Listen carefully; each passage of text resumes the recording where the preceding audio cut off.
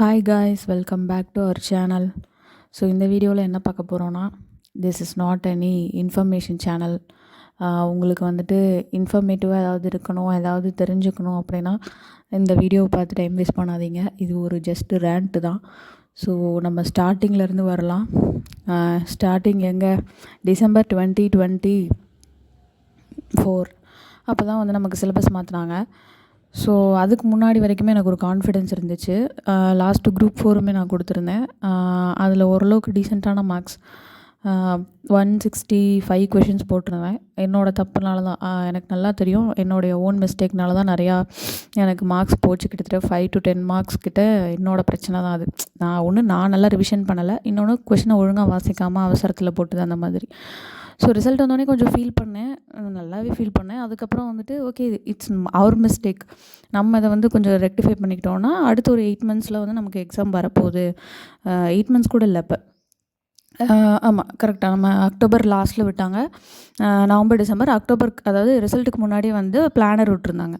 So எனக்கு வந்து தெரியும் எக்ஸாம் டேட் அப்போ அப்படின்னு சொல்லிட்டு. ஸோ 8 மந்த்ஸ் 9 மந்த்ஸ் தான் இருக்குது, நம்ம படிச்சிடலாம் அப்படின்னு சொல்லிட்டு ஒரு ஹோப்பில் படிக்க ஆரம்பித்தா டிசம்பரில் இந்த மாதிரி சிலபஸை மாற்றி விட்டாங்க. அடடா அப்படின்ட்டு ஒரு அக்டோபர், ஒரு நவம்பர், ஒரு மாதம் வந்து நல்லா ஃபேராக படித்த மாதிரி இருந்தது. அப்புறம் இந்த டிசம்பரில் ரிசல்ட்டு, ஆல்ரெடி குரூப் 2 ரிசல்ட் அடி வாங்கி ஒரு பக்கம் அழுதுட்டு இருந்தோம், அது வேறு விஷயம். இருந்தாலும் இந்த ஒரு ரிசல்ட்டை விட்டு இந்த சிலபஸை வந்து சேஞ்ச் பண்ணி விட்டு ரொம்ப கன்ஃபியூஸ் பண்ணிட்டாங்க. நானும் வந்து மனசை தேத்திட்டு என்னென்னமோ பண்ணி, சரி எல்லாத்துக்கும் ஒரு விடுவு காலம் வரும், ஏதாவது ஒரு விஷயங்கள் வந்து பண்ணுவாங்க அப்படின்னு சொல்லி நான் வெயிட் பண்ணிட்டு தான் இருந்தேன். நானும் 1 மந்த் வெயிட் பண்ணுறேன். எந்த இதுவுமே பெருசாக ஆளாளுக்கு ஒரு புக்கு சொல்லி, இந்த புக்கு படிங்க, இந்த இன்ஸ்டியூட் புக் படிங்க, அந்த இன்ஸ்டியூட் புக் படிங்கன்னு ஸ்டார்ட் பண்ணாங்களே தவிர ஒரு கிளாரிட்டி எங்கேருந்துமே கிடைக்கல. சரி ஓகே, இப்படியே போனால் செட் ஆகாது, நம்ம ஒரு டெஸ்ட் பேட்ச் போட்டுடலாம் அப்படின்னு சொல்லிட்டு ஒரு ரெப்யூட்டடான இன்ஸ்டியூட்டில் வந்துட்டு டெஸ்ட் பேட்ச் போட்டேன். அங்கேயுமே என்ன நடந்துச்சு அப்படின்னா, அவங்களும் ஸ்கூல் புக்ஸில் இந்த சிலபஸ் ரிலேட்டடாக ஸ்கூல் புக்ஸில் என்ன கேட்பாங்களோ அதை தான் கேட்டுட்டு இருந்தாங்க. அப்புறம் வந்துட்டு அவங்களோட இன்ஸ்டியூட் கொஞ்ச நாள் போக போக அவங்களோட இன்ஸ்டியூட் புக்ஸ் ரிலீஸ் பண்ணாங்க. அந்த புக்ஸ்லேருந்து நிறையா கொஷின்ஸ் வர ஆரம்பிச்சிது. ஸோ ஐ ஃபெல்ட், என்னடா இவங்க இன்ஸ்டியூட்டில் புக்கிலேருந்தே கொஷின் கேட்குறாங்களே, காமனாக படிக்கிறவங்க இவங்களோட இன்ஸ்டியூட் புக்கு வாங்காமல் படிக்கிறவங்க என்னத்தை படிப்பாங்க, எப்படி அதில் ஸ்கோர் பண்ண முடியும் அப்படிங்கிற மாதிரி எனக்கு ஒன்று தோணிக்கிட்டே இருந்துச்சு. ஸோ நான் என்ன பண்ணேன், ரெஃபரன்ஸ்க்காக அவங்க வந்து நிறைய புக்ஸ் 2-3 புக்ஸ் ரிலீஸ் பண்ணியிருந்தாங்க. நான் ஒரே ஒரு புக் மட்டும் வாங்கி பார்த்தப்போ எனக்கு வந்து என்னென்னா, அதை படிச்சுட்டு போய் எழுதினப்போ ஒரு சாட்டிஸ்ஃபேக்ஷன் கிடச்சிது. இன்னொன்று என்னென்னா, எனக்கு மார்க்ஸும் வந்து ஏறிச்சு. ஆனால் எனக்கு அது வந்து ஃபுல்லாக சாட்டிஸ்ஃபை ஆனேன்னா இல்லை. ஏன்னா இது எங்கே நியாயமே இல்லை. இப்போ வேறு இன்ஸ்டியூட் படிக்கிறவங்க அவங்க புக்கை படிச்சுட்டு அவங்க ஒரு டெஸ்ட் பேட்ச் போட்டு எழுதுனாங்கன்னா அவங்க நல்ல மார்க்ஸ் வாங்க போகிறாங்க. பட் இது எப்படி வந்து டிஎன்பிஎஸ்சியோட மெயின் எக்ஸாமில் வந்து ஒர்க் ஆகும் அப்படிங்கிறது எனக்கு தெரியல. ஏன்னா டிஎன்பிஎஸ்சி எந்த இன்ஸ்டியூட் புக்கையும் பார்த்து கொஷின் எடுக்க போகிறது கிடையாது. இது எங்கேயோ தப்பாக இருக்கே அப்படிங்கிறது எனக்கு ஃபஸ்ட்லேருந்தே மைண்டில் ஓடிக்கிட்டே இருந்தது. இது இப்போ மைண்டில் பேக் ஆஃப் த மைண்டில் இது ஒரு இப்போ என்னோடய பிரெயினில் ஒரு பார்ட்டாகவே ஆகிடுச்சுங்கிற அளவுக்கு இது வந்து பேக் ஆஃப் த மைண்டில் எப்போயுமே ரன் ஆகிக்கிட்டு இருக்கும் இந்த கொஷின். பட் யாரை கேட்குறது, என்ன பண்ணுறதுன்னு தெரில. அப்புறமா வந்துட்டு கொஞ்ச நாள் கழிச்சு பிரகாஷ் அகாடமியில் மார்ச் மாதம் வந்துட்டு இந்த மாதிரி புக் ரிலீஸ் பண்ணியிருந்தாங்க. புக்கு கிடையாது, அது வந்து ஒரு பிரிண்ட் அவுட் மாதிரி ஒரு பஞ்ச் ஆஃப் பிரிண்ட் அவுட்ஸு. அதில் வந்து என்னென்னா எல்லா புக்ஸில், அதாவது இப்போ ஃபார் எக்ஸாம்பிள் பிரித்து எழுதுங்கன்னா எல்லா புக்ஸில், அதாவது school book, old book, new book, அதுக்கு முன்னாடி 2005 எடிஷன் எல்லாத்தையும் எடுத்துகிட்டு வந்து மொத்தமாக குமுலேட்டிவ் ஒரு இடத்துல ஒரு பெரிய பண்டலில் கொடுத்துருவாங்க. அது போக கவர்மெண்ட் மெட்டீரியல், அது போக ப்ரீவியஸ் இயர் கொஷின், இது எல்லாமே மொத்தமாக நமக்கு ஒரு புக்லெட் மாதிரி இருக்கும். அது மாதிரி ஒன்றொன்றுத்துக்கும் சிலபஸில் எல்லாத்தையுமே டீகோட் பண்ணி அந்த மாதிரி வந்து அந்த மெட்டீரியல் வந்து கொஞ்சம் இதுவாக போயிட்டு இருந்தது, ஃபேமஸாக போயிட்டு இருந்தது. சரி ஓகே, அது பண்ணலாமா வாங்கலாமா வேணாமான்னு யோசிச்சு ஒரே ஒரு கன்ஃபியூஷனில் வந்துட்டு இன்னொரு என்னோடய ஃப்ரெண்ட் ஒருத்தவங்க வாங்கியிருந்தாங்க. அவங்கக்கிட்டேருந்து வாங்கி படிக்கும்போது அது கொஞ்சம் சாட்டிஸ்ஃபைடாக இருந்தது. பட் எனக்கு எந்தெந்த இடத்துலலாம் தேவையோ அதை மட்டும் வாங்கி படிச்சுக்கிட்டேன், எல்லாத்தையும் படிக்கல, எல்லாத்தையும் மொத்தமாக வாங்கி படிக்கல, எங்கெங்கெல்லாம் தேவையோ அங்கே மட்டும் படிச்சுக்கிட்டேன். ஸோ இது ஒரு பக்கம் போய்கிட்டு இருக்கு. அதுக்கப்புறம் புத்தா புக் படிங்க, அதை படிங்க, இப்போ கூட புதுசாக என்னமோ பண்ணிகிட்ருக்காங்க. எனக்கு அதெல்லாம் வந்துட்டு புரியலை என்ன நடக்குது அப்படின்ட்டு. இது என்ன ஆகுது, இதோட எஃபெக்ட் என்ன அப்படின்னு பார்த்தோன்னா எக்ஸாமில் காட்டிட்டாங்க. அவங்க சொன்ன மாதிரி வந்து எந்த இன்ஸ்டியூட் புக்லேயும் இல்லை. இது வந்து நீங்கள் யோசித்து பார்க்க முடியாத அளவுக்கு ஒரு கொஷின் அந்த மாதிரி தான் இருந்தது.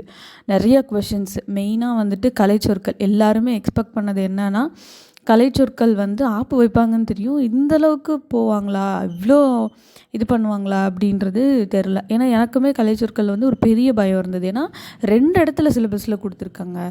ஸோ கண்டிப்பாக கொஷின்ஸ் நிறையா வருன்றப்போ ஆல்மோஸ்ட் 14 15 சம்திங் வந்துச்சுன்னு நினைக்கிறேன். ஸோ அதில் எனக்கு தெரிஞ்சு ஒரு 2-3 கொஷின் புக்ஸ்லேருந்து வந்திருக்கும். அப்பார்ட் ஃப்ரம் தட் எல்லாமே வெளியிலேருந்து நம்மளால் கெஸ் கூட பண்ண முடியாதுங்கிற அளவுக்கு தான் இருந்தது. 1 or 2 கொஷின்ஸ் வந்து அந்த மேட்ச் ஷீட்டில் ஏதாவது ஒன்றை மேட்ச் பண்ணால் அப்படியே கிளிக் ஆனால் தான் உண்டே தவிர, மேக்ஸிமம் ஆஃப் த கொஷின் வந்து நமக்கு அக்கூலியா அக்கோமியாலாம் எங்கே போய் அழுவுறதுன்னே தெரில. அந்த மாதிரி தான் இருந்தது. ஸோ இதுதான் இப்போ அது எக்ஸாம் முடிஞ்சு பயங்கரமாக ப்ரொட்டஸ்ட் பண்ண போகிறோம். ப்ரொட்டஸ்ட் பண்ணாங்க. அதுக்கப்புறம் வந்து மனு கொடுத்தாங்க. கலெக்டர் ஆஃபீஸில் மனு கொடுத்தாங்க. இப்போ ரீசெண்டாக வந்துட்டு இப்போ ப்ரைம் மினிஸ்டருக்கே வந்துட்டு இது கொடுத்துருக்காங்க, மனு கொடுத்துருக்காங்க. அப்புறம் வந்துட்டு ஹியூமன் ரைட்ஸ்லேருந்து இது கொடுத்துருக்காங்க, பெட்டிஷன் கொடுத்துருக்காங்க அப்படின்னு சொல்லிட்டு ஏகப்பட்ட விஷயங்கள் நடந்துகிட்ருக்குது. சைமல்டேனியஸாக இன்னொரு பக்கம் ஒரு குரூப் ஓடிக்கிட்டு இருக்குதுங்க. என்னன்னு எனக்கு புரியலை. அவங்க என்ன சொல்கிறாங்க அப்படின்னா, அப்பார்ட் ஃப்ரம் ஸ்கூல் புக் நம்ம படிக்கணும். ஓகே, படிக்கலாம். நான் இங்கே எந்த இடத்துலையுமே நான் யாரையுமே குற்றம் சொல்லலை. என்னுடைய ஒரு ஆஸ்பிரண்ட்டோட மைண்ட் செட் எப்படி இருக்கும் அதை ரேண்ட்டு தான் இது சிம்பிளாக. ஸோ என்னென்னா படிக்கலாம் அப்படின்னு சொல்லிட்டு சரின்னு நானும் படிக்கலாம்னு சொல்லிட்டு இந்த மரபு தொடர்கள் ஃபஸ்ட்டு எடுத்தேன். ஏன்னா அதுதான் கொஞ்சம் கம்மியாக இருக்குது, லைக் பேஜஸ் கம்மியாக இருக்குது, 40 பேஜஸும் சம்திங் தான் இருக்குது. சொல்லி அதை படிச்சிடலாம் அப்படின்னு சொல்லிட்டு எடுத்து படித்தேன். ஒரு நாள் ஒரு பேஜ் படித்தேன், செகண்ட் டே செகண்ட் பேஜ் படித்தேன். இப்படியே ஒரு 1 வீக் போச்சு. ஒரு 7-8 பேஜ் படித்தேன். திருப்பி ஃபஸ்ட் பேஜில் எனக்கு அப்படி கன்ஃபியூஷன் ஆகுது. அதை வந்து நான் படித்ததெல்லாம் எனக்கு ஞாபகம் இருக்கான்னு கேட்டிங்கன்னா இல்லை. 1 டைம் படித்தா கண்டிப்பாக ஞாபகம் இருக்காது, எனக்கு நல்லாவே தெரியுது. பட் இருக்கிற டைமில் நான் ஏகப்பட்ட புக்ஸ் படிக்க வேண்டியிருக்கு. இதுக்கு நடுவில் இதில் தான் திருப்பி மரபுத்தொடர் கொஷின் எடுப்பாங்களான்னு எனக்கு ஒரு டவுட் இருக்குது. இப்போ ஒரு விஷயம் படிக்கிறோன்னா அதில் எவ்வளோ நம்பகத்தன்மை இருக்கோ அதை வச்சு தான் அந்த கொஷின் படிக்க முடியும். நம்ம ஏன் வந்துட்டு முன்னாடியெல்லாம் ஒரு 2 இயர்ஸ்க்கு முன்னாடிலாம் சயின்ஸு அதெல்லாம் அவ்வளோவா வந்து படிக்க மாட்டாங்க யாரும். Excuse me. ஸோ சயின்ஸ் வந்து முன்னாடி ரொம்பலாம் படிக்க மாட்டாங்க. ஏன் அப்படின்னா அதில் கம்மியான கொஷின்ஸ் தான் வரும், நிறைய படிக்கணும் அப்படின்னு சொல்லிட்டு. ஸோ சயின்ஸ் வந்து முன்னாடிலாம் வந்துட்டு அந்தளவுக்கு படிக்க மாட்டாங்க. ஏன்னா வந்துட்டு அந்தளவுக்கு படிக்க மாட்டாங்க. ஏன்னா வந்துட்டு நிறையா படிக்க வேண்டிய விஷயங்கள் நிறையா இருக்குது. கொஷின் அதிலேருந்து அந்தளவுக்கு நிறைய வருமானா கிடையாது. 5 to 7 கொஷின்ஸ் தான் வரும் அப்படின்னு சொல்லிட்டு. 5 to 7 கொஷின்ஸ் வரும்போது ஆனால் அதில் எல்லாத்தையும் படிக்காமல் இம்பார்ட்டண்ட் டாப்பர்ஸே வந்து என்ன பண்ணுவாங்க அப்படின்னா, இம்பார்ட்டண்ட்டான லெசன்ஸு, இம்பார்ட்டண்ட்டான டாபிக்ஸ் கவர் ஆகிறது மட்டும் படிச்சுப்பாங்க. ஸோ நம்ம கேட்டாலும் அட்லீஸ்ட் நம்மளால் கெஸ்ஸாவது பண்ண முடியுங்கிற அளவுக்கு படிச்சுப்பாங்க. ஸோ இது ஏன் நான் சொல்ல வரேன்னா, நிறையா படிக்கணும், கம்மியாக தான் அதுலேருந்து கொஷின் வரும்னா பேசிக்காகவே நம்ம மைண்ட் செட் வந்து அதை எல்லாத்தையும் நல்லா படிக்கணுங்கிற ஒரு இது வராது. இங்கே வந்து என்ன ஆகுதுன்னா, கொஷினே எங்கேருந்து கேட்பாங்கங்கிறது ஒரு பெரிய கொஷின் மார்க். அதாவது நான் என்ன சொல்கிறேன்னா, ஒரு 80 கொஷின்ஸில் 75 கொஷின்ஸ் வந்து நாங்கள் ஸ்கூல் புக்ஸ்லேருந்து எடுப்போம். 20 to 25 கொஷின்ஸ் நாங்கள் வெளியே போவோம்னா அது வேறு, அதோட கேஸே வேறு. இங்கே என்னடானா பாதிக்கு பாதி வந்து ஸ்கூல் புக்கு, பாதிக்கு பாதி வந்துட்டு அவுட் ஆஃப் புக்கு அப்படின்னு சொல்லி வருது. அதாவது அவுட் ஆஃப் ஸ்கூல் புக்ஸ் அப்படின்னு வருது. கேட்டால் வந்து எஸ்எஸ்எல்சி ஸ்டாண்டர்டு அப்படிங்கிறாங்க. ஆனால் வந்துட்டு டிஎன்பிஎஸ்சியோட இப்போ இந்த குரூப் 2ஓட நோட்டிஃபிகேஷன் ரிலீஸ் பண்ணும்போது, சிலபஸ் ரிலீஸ் பண்ணும்போது எஸ்எஸ்எல்சி ஸ்டாண்டர்டுன்னு இருந்தது 10th. இப்போ வந்து அதை தூக்கிட்டாங்க. ஏகப்பட்ட விஷயங்கள் வந்து நடக்குது. அவங்க நோட் பண்ணாமல் இல்லை, நோட் பண்ணுறதுனால தான் இதெல்லாம் பண்ணுறாங்க. பட் எங்களுக்கான அந்த கொஷினுக்கான பதில் மட்டும் இல்லை. இது வந்து கேட்டால் சின்ன புள்ளத்தனமாக இருக்குது அப்படின்னு சொல்கிறாங்க. லைக் நீங்கள் என்னம்மா ஒரு காம்படிட்டிவ் எக்ஸாமுக்கு வந்துட்டு நீங்கள் என்னம்மா இப்படி பேசிகிட்டு இருக்கீங்க, இந்த புக்கிலேருந்து தான் எடுக்கணும், நீங்கள் ஏன் எடுக்கலை அப்படின்னா, இவ்வளோ நாள் நீங்கள் இவ்வளோ வருஷக்கணக்காக அந்த புக்கிலேருந்து இனார்மஸ் ஆஃப் த கொஷின்ஸ் எடுத்திருக்காங்க. அதிலேருந்து தான் வந்துட்டு என்ன சொல்கிறது, குவாலிஃபையான பர்சன்ஸை வந்து செலக்ட் ஆகி போயிருக்காங்க. ஸோ அது அவ்வளோ ஒரு நம்பகத்தன்மையான விஷயங்களாக இருந்ததுனால தான் அந்த புக்ஸ் எல்லோரும் படித்து போயிருந்தாங்க. லாஸ்ட் இயர் வரைக்குமே நானே அந்த புக்கை படித்து தான் அவுட் ஆஃப் 100க்கு என்னால் ஒரு 90+ தமிழ் போட முடிஞ்சுது. ஸோ எல்லாரோட மைண்ட் செட் அப்போ எப்படி இருக்கும், நீங்கள் ஒரு 5 இயர்ஸ்க்கு மேலே ஒரு விஷயங்களை பழக்கிட்டீங்கனாலே அதுதான் அப்படிங்கிற மைண்ட் செட் ஆகிடும். இப்போ 10 வருஷம் கிட்ட ஆயிடுச்சு. ஸ்கூல் புக்கை தான் படிச்சுக்கிட்டு இருக்கோம். திருப்ப அதுலேருந்து கொஷின் எடுத்தாலுமே அதாவது என்ன சொல்கிறது, ஈஸியாக வந்து ஃபில்டர் பண்ண முடியும், ஃபில்டர் பண்ண முடியாதுங்கிறதெல்லாம் நம்புகிற மாதிரியே இல்லை. என்ன தான் கொஷின் ஈஸியாக இருந்தாலும் கட் ஆஃப் 180 போகுது. ரொம்ப கொஷின் டஃப்பாக இருந்ததுன்னா கட் ஆஃப் 160 போகுது. ஆட்டோமேட்டிக்காக அது வந்துட்டு அதை தன்னைத்தானே சரி செஞ்சுக்கிற ஒரு இது வந்து இருக்குது. அதுதான் சிஸ்டமே. நீங்கள் எவ்வளோ ஈஸியாக கொஷின் எடுத்தாலும் ஃபில்டர் வேக்கன்சி இவ்வளோ தான். டாப்பில் இருக்கிறவங்க இப்போ ஃபார் எக்ஸாம்பிள் 5000 வேக்கன்சி அப்படின்னா டாப் 5000, அதாவது அவங்களோட ரிசர்வேஷனில் என்னென்ன பர்சன்டேஜ் கொடுத்துருக்காங்களோ அதெல்லாம் இன்புட்ஸ் கொடுத்தா ஆட்டோமேட்டிக்காக வந்து அந்த ஃபில்டராகி வரப்போகிறாங்க. இதில் என்ன பிரச்சனைன்னு எனக்கு புரிய மாட்டேங்குது. என்ன தான் சேம் மார்க்ஸு எடுத்திருந்தாலும் அவங்களுமே ஃபில்டர் ஆவாங்க. சேம் கேட்டகரி எல்லாமே சேம் அப்படின்னாலும் அவங்களோட ரேங்க்ஸ் ஒரு ரேங்க் 2 ரேங்க் பின்னாடி தான் போகும். ஏஜு, குவாலிஃபிகேஷன் இதெல்லாம் வச்சு கொஞ்சம் கொஞ்சமாக வந்து அவங்க பிரிச்சுக்கிறாங்க, ஃபில்டர் பண்ணிக்கிறாங்க. ஸோ கொஷின் எடுக்க முடியாது, லைக் ஃபில்டர் ஆக மாட்டாங்க, எல்லோரும் நல்ல மார்க் எடுத்துருவாங்க, அதனால நாங்கள் வந்து கொஷின் பேப்பர் இப்படி டஃப் பண்ணுறோன்னு சொல்கிறது எந்த விதத்துலையுமே நியாயம் இல்லை. அதே மாதிரி போன வருஷம் வரைக்கும் நீங்கள் வந்துட்டு ஃபார் எக்ஸாம்பிள் இப்போ திடீர்னு சிலபஸை மாற்றி அதுக்கு ஒரு இன்னொரு ஆப்பு வச்சாங்க பாருங்கள் சைலண்ட்டாக, என்னது மாடல் கொஷின் பேப்பர் ரிலீஸே பண்ணாமல் ஒரு இது பண்ணி விட்டாங்க. லாஸ்ட்டு மினிட்ல கூட நிறையா பேர் வந்து ட்விட்டரில் ட்ரெண்ட் பண்ணோம் மாடல் கொஷின் பேப்பர் விடணும்னு சொல்லிட்டு அண்ணா NPSC அண்ணாலாம் வந்துட்டு சொல்லிட்டு இருந்தார், நீங்கள் வந்து ட்ரெண்ட் பண்ணுங்கள் அப்படின்னு சொல்லிட்டு. அதாவது எக்ஸாமுக்கு கிட்டத்தட்ட 2 வீக்ஸ் முன்னாடி தான் நினைக்கிறேன் அந்த விஷயம் நடந்தது. அப்போயுமே வந்துட்டு எதுவுமே நடக்கலை. ஓப்பனாக சொல்லணுன்னா இது வந்து நிறையா பேர் வந்து இந்த மாடல் கொஷின் பேப்பருக்கு ரொம்ப ஸ்ட்ரெஸ் பண்ணி கேட்காம விட்டது தான் தப்பா அப்படிங்கிற மாதிரி இருந்தது. கேட்டிருந்தாலும் இப்போ என்ன தோணுதுன்னா, கேட்டிருந்தாலும் இவங்க என்ன பதிலும் சொல்லியிருக்க மாட்டாங்க. ஏன்னா இப்போ இவ்வளோ பெரிய பிரச்சனை நடந்து இவ்வளோ பேர் கத்திக்கிட்டு இருக்காங்க, அதுவே அவங்க காதில் கேட்கலன்னா இப்போ வந்து இந்த மாடல் கொஷின் பேப்பர் கேட்டிருந்தால் மட்டும் தந்திருக்குவா போகிறாங்க. ஆல்சோ ஆக்சுவலாக கேட்டோம் ரொம்ப கம்மியான மெம்பர்ஸ் தான் இருந்தாங்க அதில். ஸோ அதனால் வந்து எத்தனை பேர் கேட்டிருந்தாலும் அவங்க வாயை திறந்திருக்க போகிறது இல்லைன்றது தான் உண்மை போல். ஸோ இது என்னென்னா, இது இவ்வளோ கன்ஃபியூஷன்ஸ் இதில் இருக்குது. இதை போய்ட்டு நம்ம பேரண்ட்ஸ்கிட்ட நம்ம ஒரு 2 இயர்ஸ்க்கு மேலே படிச்சுட்டு இருந்தோன்னா நல்லா புரியும் அவங்களுக்கு. நம்ம போய் சொன்னோன்னா இதில் என்ன எப்படி அஃபெக்ட் ஆகுறோன்னா, இதுலேயும் கிளியர் பண்ணி வரதானே போகிறாங்க, அவங்க வந்துட்டு எடுக்க தானே போகிறாங்க, 160 போட்டவங்க இருக்க தான் போகிறாங்க. ஸோ அவங்க வந்துட்டு 5000க்குள்ளே இருக்கிறவங்க கண்டிப்பாக வந்துடுவாங்க. அப்போ நீ படிக்கலைன்னு தானே அர்த்தம், அவங்களால முடியுது உன்னால் முடியலன்னு தானே அர்த்தம். அப்படிங்கிறது வந்து அது நினச்சாதாங்க தம்பி நெஜபல்ல புண்ணாக இருக்குங்கிற அளவுக்கு அது ரொம்ப கஷ்டமாக இருக்குது. உண்மையிலே வந்து நம்ம படித்ததுலேருந்து கொஷின் கேட்டு நம்ம போடலைங்கிறது வேறு. இல்லை நம்ம எல்லோரும் படிக்க வேண்டிய விஷயத்த நம்ம படிக்காமல் அந்த எக்ஸாம் போய் எழுதி நம்மளை ஃபெயிலியர் ஆகுறோங்கிறது வேறு. இது எப்படி என்னால் அக்செப்டே பண்ணிக்க முடியலை. இன்னும் இது ரிசல்ட் வந்தால் இன்னும் தான் இது வந்து மனசு கஷ்டமாக இருக்கும். இது என்ன எப்படி போய் முடிய போகுதுன்னே எனக்கு தெரியலை. இதில் வேறு குரூப் 2 அடுத்த எக்ஸாம் இன்னும் 1 மந்த் கூட இல்லை. அதுக்கு எப்படி ப்ரிப்பேர் பண்ணுங்கள், ஆக்சுவலாக அதை தான் கேட்க வந்தேன். அதுக்கு என்ன பண்ணணும்னு தயவு செஞ்சு சொல்லுங்கள். அந்த எக்ஸாமுக்கு யாராவது வித்தவுட் ப்ரொமோஷன்லாம் இல்லாமல், அதாவது உங்கள் மனசாட்சியோடு கொஞ்சம் நெஞ்சம் ஈரத்தோடு பேசுங்க. ஆஸ்பிரண்ட்டாக இருந்தீங்க அப்படின்னா நிறையா யூடியூப் சேனல் நானும் பார்க்குறேன், இந்த புக் படிங்க அந்த புக் படிங்கன்னு சொல்லி போட்டுக்கிட்டு இருக்காங்க. எனக்கு புரியலை, எனக்கு சீரியஸாக புரியலை. இது வந்து காசு சம்பாதிக்க வேண்டிய நேரமா அப்படின்னு கேட்டால் இல்லவே இல்லை. ஏன்னா நம்ம கோரில் வந்து சஃபர் ஆகிக்கிட்டு இருக்கப்போ வந்து இந்த புக்கு படிங்க அந்த புக்கு படிங்கன்னு சொல்லி எந்த அஷ்யூரிட்டியில் நீங்கள் கொடுக்குறீங்கன்னே எனக்கு புரியலை. என்ன சொல்கிறதுனே தெரியலை. சீரியஸாக ரொம்ப வருத்தமாக இருக்குது. ஒரு யூடியூப்பில் ஆஸ்பிரண்ட் கம்யூனிட்டியே இப்படி பண்ணுறீங்கங்கிறது ரொம்ப கஷ்டமாக இருக்குது. எனக்கு 80 கொஷின்ஸ் போட்டுடலான்னா, இப்போ நான் ஓப்பனாக சொல்லணுன்னா நான் 79 கொஷின் வந்து குரூப் 4 போட்டது. நான் எந்த இன்ஸ்டியூட் புக்கையும் படிக்கலை. நான் ஸ்கூல் புக் படிச்சுட்டு யூனிட், அதாவது 7th அலகு 7க்கு மட்டும் நான் ஒரு சில இன்ஸ்டியூட் புக்கை வந்து பார்த்துக்கிட்டேன். அதுவுமே ஃபுல்லாக படிச்சிருந்தானா இல்லை, ஸ்கூல் புக்கில் அந்த டாபிக் இருக்குது அப்படின்னா ஸ்கூல் புக்கில் தான் படிப்பேன். ஸ்கூல் புக்கில் இல்லைங்கிற பட்சத்தில் அந்த புக்ஸ்லாம் படிச்சுப்பேன். இப்போ சி லக்வனார் ஸ்கூல் புக்கில் இல்லை, அப்போ அது எங்கே படித்து தானே ஆகணும். அந்த மாதிரி விஷயங்கள் மட்டும் வெளியில் படிச்சுக்கிட்டேன். இப்போ நான் வந்துட்டு சொல்லவட்டுமா, நான் வந்து எந்த இன்ஸ்டியூட் புக்கும் படிக்காதீங்க, ஸ்கூல் புக்கை மட்டும் படிச்சுட்டு போங்க, நான் 79 போட்டேன், 80 போட்டேன், நீங்கள் 80 போட்டுடலாம் அப்படின்னு சொன்னால் அது எவ்வளோ அபத்தமாக இருக்கும். ஏன்னா இதே மாதிரி ஸ்கூல் புக்கை மட்டும் படிச்சுட்டு போனவங்க 75ம் போட்டிருக்காங்க, 70யும் போட்டிருக்காங்க. அன்றைக்கி அவங்களோட லக் எப்படி ஒர்க் ஆகியிருக்கோ அப்படி தான் போட்டிருப்பாங்க. இது எப்படி சொல்கிறதுனே எனக்கு புரியலைங்க, சீரியஸாக எனக்கு புரியல. இப்போ இதே மாதிரி என்னோடய கேஸில் 85யும் போட்டிருப்பாங்க. ஓகேங்களா, அவங்க எங்கேயோ ஒன்று படித்து, எனக்கு தெரிஞ்சு நான் ஒரே ஒரு கொஷினை மட்டும்தான் அப்பார்ட் ஃப்ரம் ஸ்கூல் புக் வந்தது நான் வந்து எங்கே படித்தேன்னு என்னால் சொல்ல முடியும். பழமொழி 400 அதுலேருந்து ஒரு கொஷின் கேட்டிருந்தாங்க. அதை வந்து நான் எக்ஸாமுக்கு 1 வீக்கு முன்னாடி வந்துட்டு நியோ அண்ணா வந்துட்டு போட்டுட்ருந்தார். அவருடைய லைவில் வந்துட்டு டெய்லி நைட் வந்து டெய்லி இல்லை, அப்பப்போ போடுவார். அவர் லைவ் போடுறப்பலாம் எனக்கு நோட்டிஃபிகேஷன் காட்டும், நான் போய் ஜாயின் பண்ணிவிடுவேன்.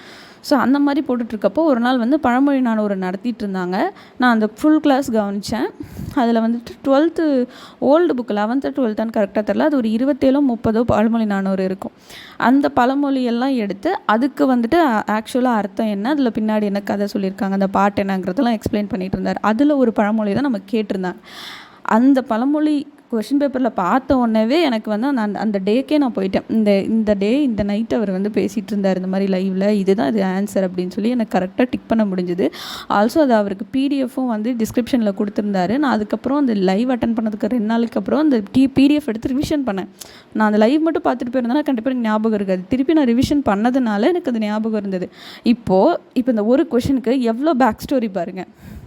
ஸ்கூல் புக் இல்லைங்கிறதுனால, அவுட் சோர்ஸ் இருக்குங்கிறதுனால இதில் இவ்வளோ பெரிய பேக் ஸ்டோரி இருக்குது. இப்படி ஒரு கொஸ்டினையும் நான் எங்கே போய் தேடி படிக்க முடியும்? ஒன்று. இன்னொன்று, இதில் வந்து 85 86 போட்டவங்க யாராவது இருந்திருந்தீங்கன்னா கூட்டிகிட்டு வாங்க. எத்தனையோ இன்டர்வியூ எடுக்கிறீங்க, தயவு செஞ்சு அந்த செல்லங்களை தூக்கிட்டு வந்து இன்டர்வியூ எடுங்க. ஒரு கொஷினும் நீங்கள் எங்கே படிச்சிங்க அப்பார்ட் ஃப்ரம் ஸ்கூல் புக்கை நாங்கள் உங்ககிட்ட கொஷினே கேட்கலாங்க, எங்களுக்கே தெரியும் ஸ்கூல் புக் எங்கே படிக்கணும் அப்படின்ட்டு. அந்த ஸ்கூல் புக்கிலேருந்து ஒரு கொஷின் எவ்வளோ ட்விஸ்ட் பண்ணி வந்திருந்தாலும் சரி, அதை எங்களுக்கு தெரியும் இங்கேருந்து தான் எடுத்திருக்காங்க அப்படின்னு சொல்லிட்டு.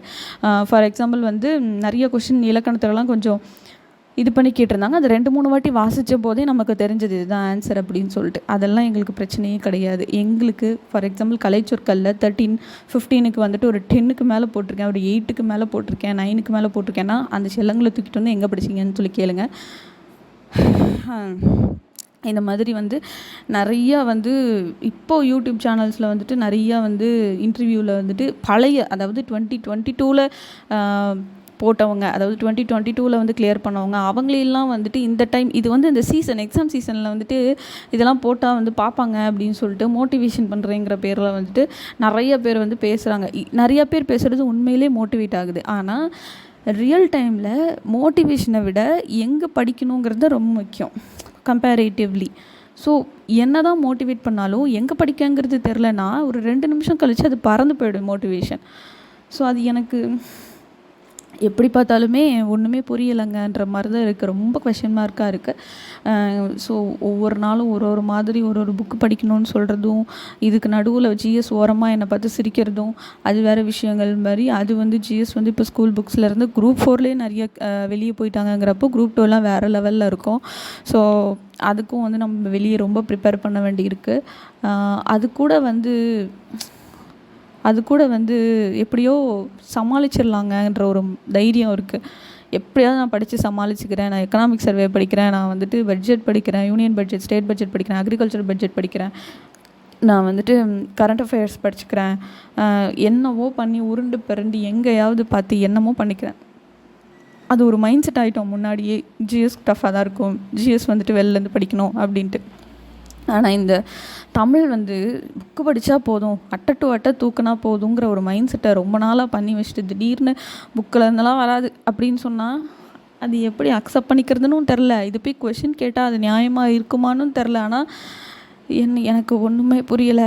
ரீ எக்ஸாம் வைங்க, அது வந்துட்டு பண்ணுங்கள், ரீ எக்ஸாம் வச்சா ரீ எக்ஸாம் எப்படி நடக்கும்னு தெரில. திருப்பி இதே மாதிரி ஒரு கொஷின் பேப்பரை கொடுத்து எழுத வச்சாங்கன்னா என்ன பண்ணுறது? அவ்வளோ கஷ்டப்பட்டு கேட்டு வாங்கின ரீ எக்ஸாம் இப்படி போகணுமா அப்படின்ட்டு அந்த மாதிரி தான் இருக்குது. ஸோ யார் வேணாலும் வந்து கமெண்ட் பண்ணுங்கள்.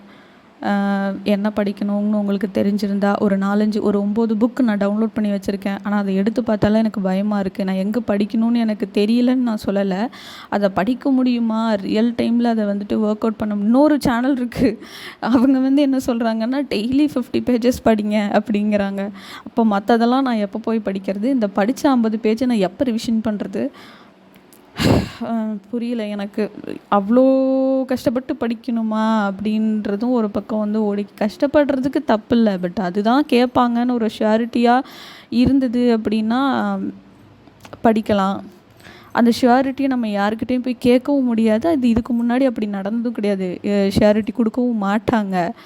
பட் அவங்க நடத்தின எக்ஸாம் மூலியமாக அவங்க வந்து இன்டைரக்டாக அஷ்யூரன்ஸ் கொடுத்த மாதிரி தான் இருந்துச்சு. இப்போ வந்து ஃபஸ்ட் எக்ஸாம் நம்மங்கிறனால அவங்க எப்படி இன்னொரு எக்ஸாம் நடத்தி அஷ்யூர் கொடுப்பாங்க? இல்லை. ஸோ புரியலை எனக்கு ஒன்றுமேங்க, சீரியஸாக.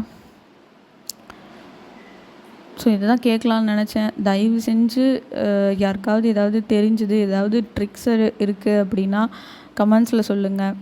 இல்லை நீங்களும் என்ன ஃபீல் பண்ணுறீங்க, இல்லை நான் ரொம்ப ஃபீல் பண்ணுறேன்னா, தேவையில்லாமல் ஓவர் திங்க் பண்ணுறேன்னா, என்னோடய ரேண்ட் வந்து ரிலேட்டபிளாக இல்லையா அப்படிங்கிறதும் வந்துட்டு போடுங்க கமெண்ட் செக்ஷனில். Okay, thank you all. Believe in your self. வேறு என்ன சொல்கிறதுனே தெரியல. பை.